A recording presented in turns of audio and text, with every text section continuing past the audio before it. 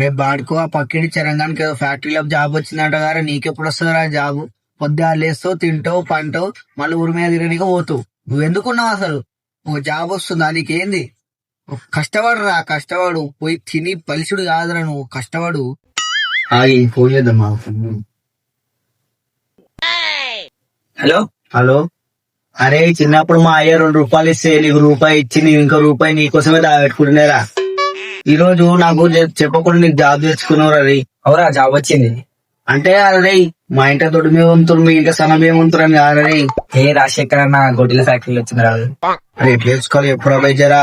ఏంలే 6 గొడ్డలు తెచ్చుకో, గుంత బొంబాయికి వస్తే లారీగా అయిపోతుంది. 6 కోటిలా? అరే నాకు ఈ గుంత బొంబాయిలు అవన్నీ ముంబైలు రావురా.